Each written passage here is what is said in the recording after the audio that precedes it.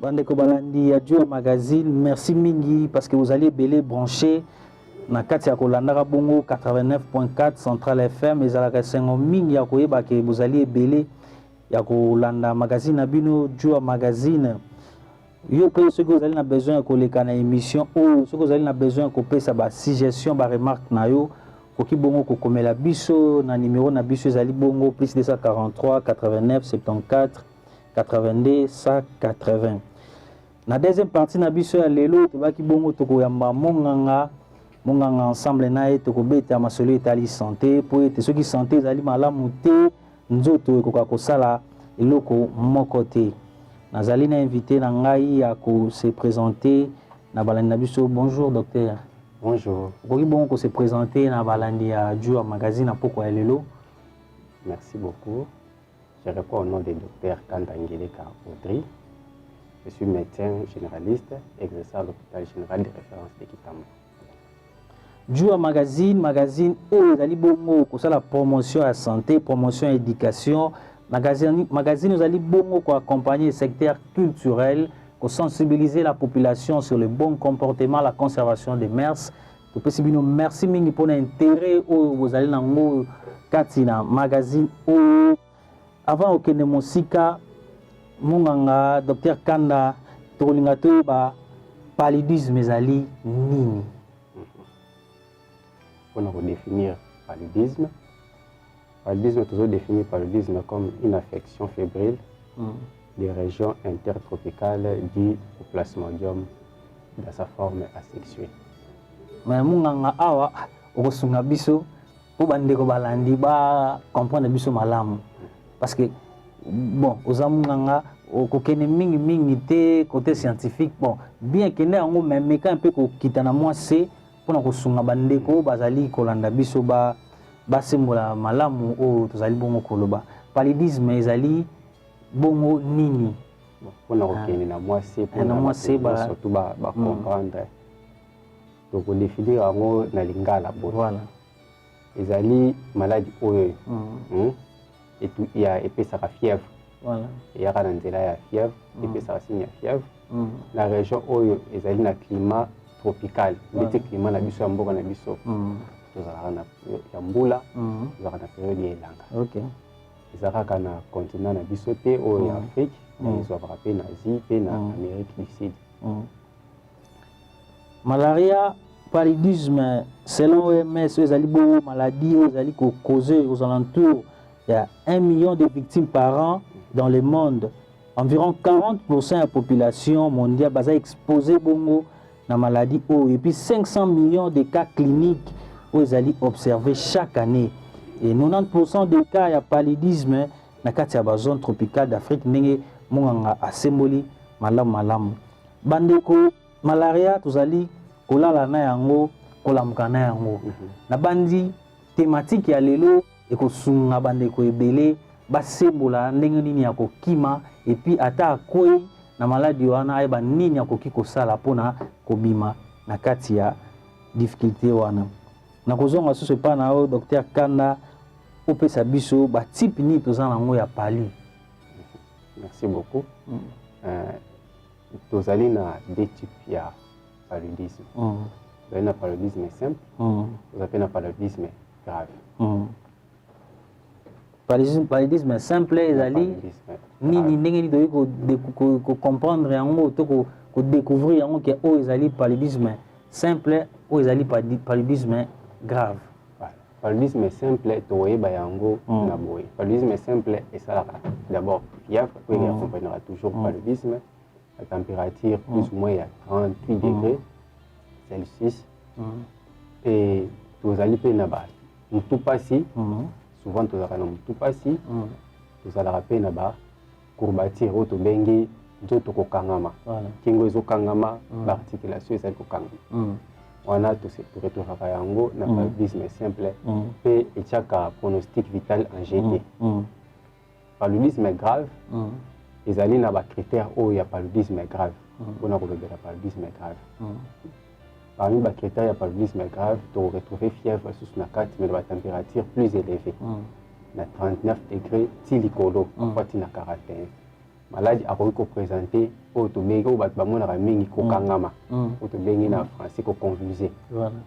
Maladie a représenté Bassini au Tobengi à pâleur, palpébral, cutanéo-muqueuse, muscle koma pembe, maboko koma pembe, makolo koma pembe. La forme mususu ko retrouver moto pema ekomi mukuse. Il y a une ligne, il y a un signe, il y a paludisme grave, il y a des critères, il y a un paludisme grave. On a des points de vue cliniques, il y a un il y a un passé, la courbature, la kangama, la convulsion, nausée, lemba. À part Wana, tu as la biologie. La biologie, tu as un laboratoire, il y a TDR.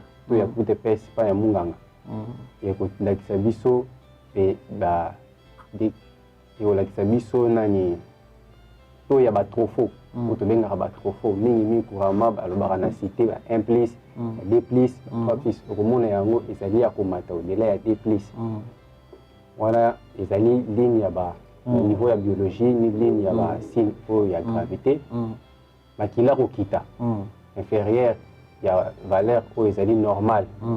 Mutu ako supporter inférieur na toani kiti wana te. Les aligne il y a ba cause au total dans laboratoire oui ba non. On les allie grave, les allie en dehors il y a clinique au malade représenté. Merci docteur Kanda. Malaria au ezali bongo paludisme maladie ezali ko tungisa biso mokolo na mokolo. Mais tant mosusu tout ça, la attention.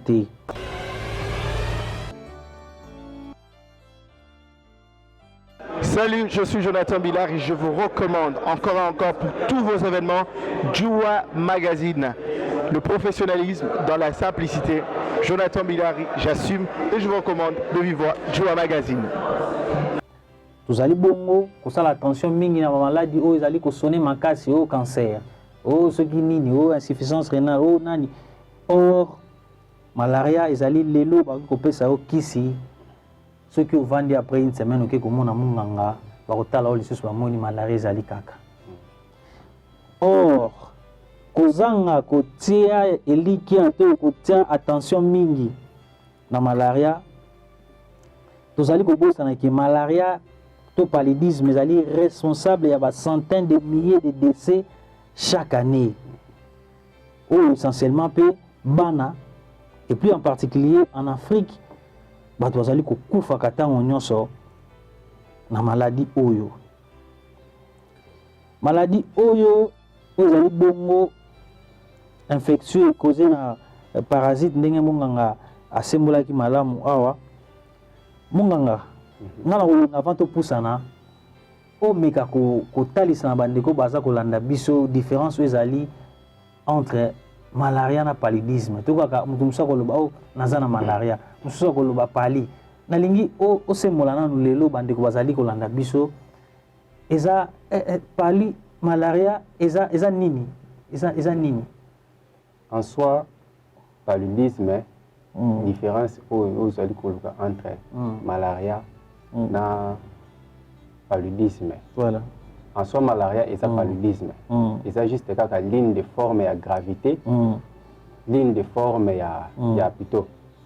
Il y a type, il y a parasite ou il y a malaria, notamment, pour citer, il y a 400 espèces, il y a plasmodium, ou il y a malaria. Mais mingi, il y a 5. Où est tungisaka biso na monde entier. Vous avez na plasmodium où ils allaient te béni falciparum. Yénum tazali cause ya baliwa ebele na monde. Yependa azali na 80% où OMS a ebisi biso na 80% azali yende cause ya komema liwa na kaya paludisme. Vous allez na plasmodium où te béni malaria na kala bazali kolobaka nazana malaria na malaria différence yango wana ezali juste plasmodium moko ya ba microbe oyo ngungi to bengi anopheles apesaka moko ya ba malaria to bengi plasmodium malaria ndio bengi nazana malaria wana na laboratoire nde bakotala balobi plasmodium oyo azali ya malaria plasmodium oyo azali falciparum mais en soi bango nyonso to baza paludisme. Docteur Kanda, malaria aux ali bongo maladie moko infectieuse et puis ali mortelle.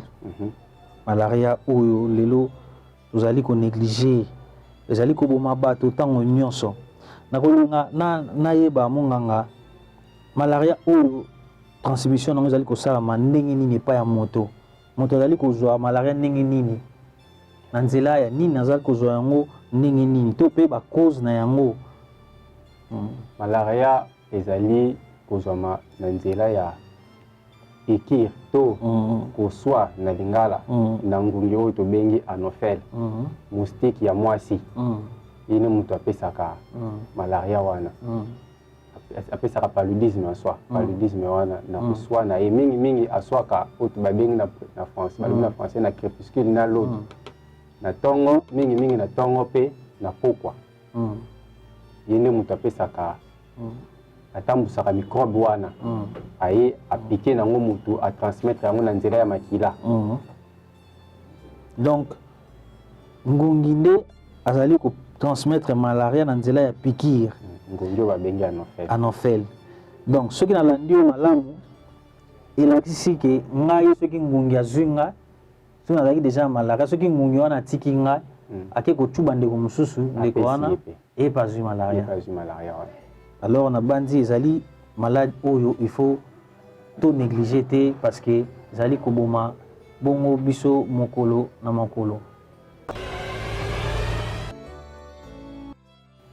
Merci bandeko balandi ya Central FM 89.4. Vous allez bongo na numéro ya Sika ya magazine abino Jua magazine oyo tozali bongo kolobela le paludisme malaria oyo ezali bongo koboma bato tango nyonso. Jua magazine ezali bongo magazine socio-culturel ezali ko accompagner secteur culturel. Magazine ezali ko sala promotion ya santé na éducation, ko sensibiliser bino sur le bon comportement et la conservation des mers. Ezali sengo mingi pona biso koyeba ke bozali ebele na kolandaka Jua magazine na poko lelo ensemble na docteur Kanda tozali bongo kolobela oyo etali malaria oyo ezali maladie oyo tozali kolamuka nango kolala na yango.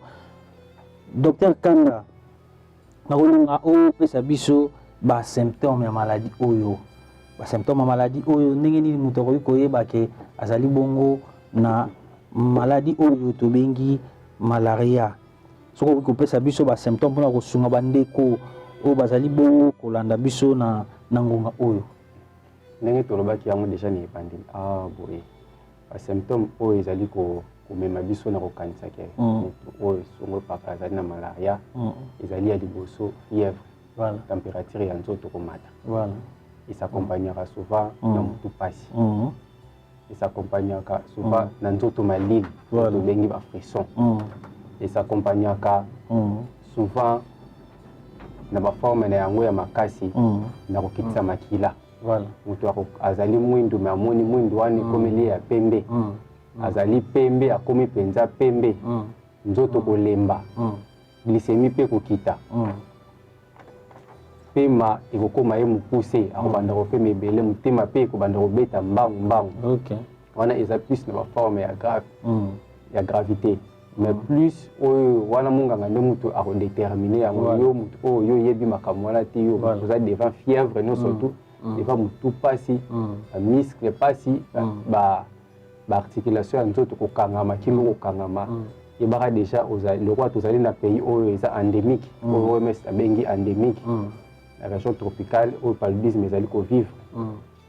Il faut komitia déjà na mutu nazali na malade oyo nazali paludisme okende koconsulter centre ya pene to pe hôpital général de référence po bazwa yo na traitement comme il faut obika okoma na niveau oyo ya liwa te.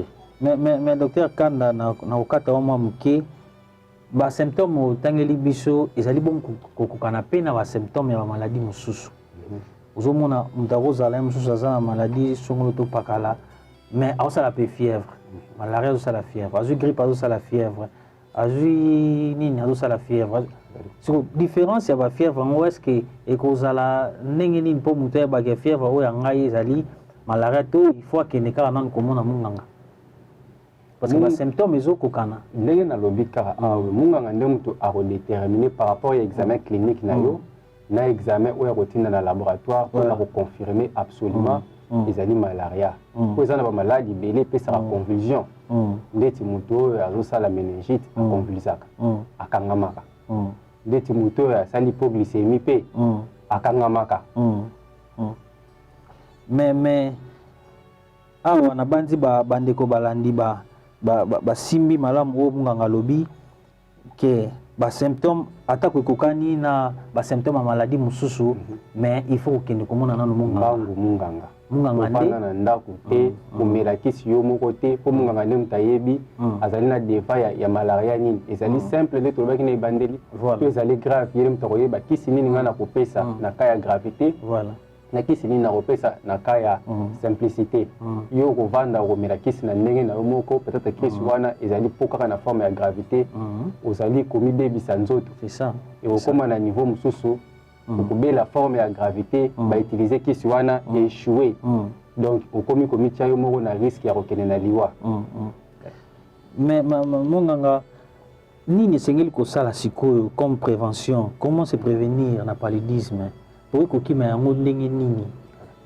OMS atingi biso na koloba ke non baméthode ya koprévenir paludisme ezali ebele notamment en dehors ya komela kisi tozali na assainissement ya milieu parce que ngungi avandaka esika abwakaka maki na ye abotamaka esika oyo tobengi na français baflaque d'eau esika poubelle ezali esika matiti ya kokata eza te soki ozoka assainir milieu te ozali kobokola nde ngungi mingimingi penepene na ndako na yo tozali mpe na baméthode oyo ya pulvérisation ya insecticide na kati ya bandako pour kopulvériser insecticide et bamemeli biso mpe déjà oyo ezali bamoustiquaire imprégné d'insecticide yango moko déjà mpona kolalela yango oyo éviter contact direct na ntango yo olali na yo na ngungi to utiliser yango eza manière ya prévention contre infection oyo parasitaire ya paludisme.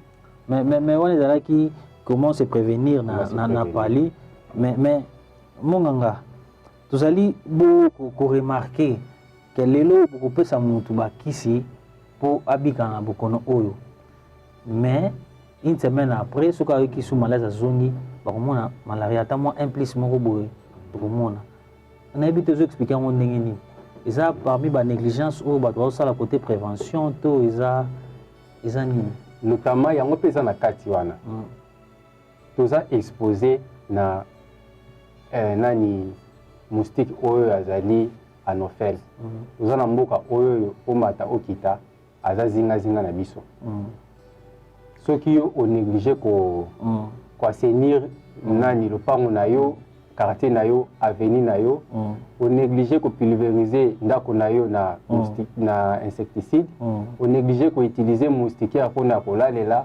malgré traitement oyo zwi oyo uti kozwa kisi ezalaka na délai na yango ya esaleli na nzoto kisi wana ntango yango esili na nzoto ngungi akokata kopike yo te même pendant ozozwa kisi wana na soki oza exposé ngungi akoswa yo kaka leta kisi wana esili efe na yango yo oza kaka exposé na ngungi okocontinue okosala bongo une semaine oyoki bien 2 semaines après obandi lisusu bafièvre okei na hôpital basali teste ozali kaka na malaria. C'est très important ya kosala mesure ou préventif na côté o ya kosala assainissement pulvérisation pe oyo kolala na moustiquaire imprégné d'insecticide. Suivez Joua Magazine avec Dona Mwemba. Na bandi to landi bongo makanisi ya Dr Kanda wa apesi na biso esengeli na biso pe kobongisa esika oyo tovandi totia bopeto.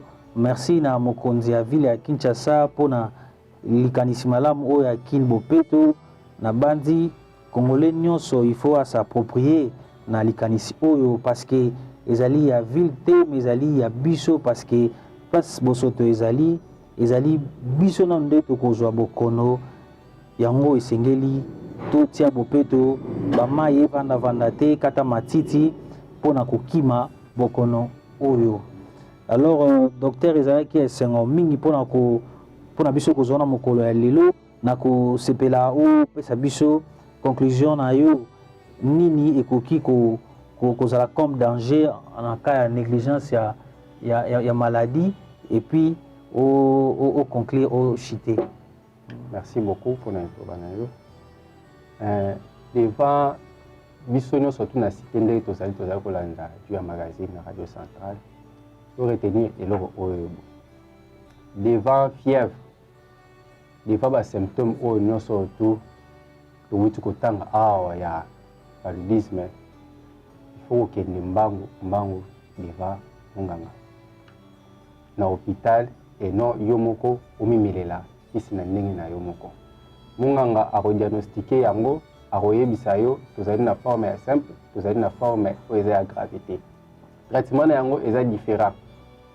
Komela kisi yo moko te okocréer résistance lobi na kisi wana oyo ekoki kosunga yo. Kende mona munganga oyo barekomande biso kisi mpona baforme ya simple mpona baforme oyo ya gravité.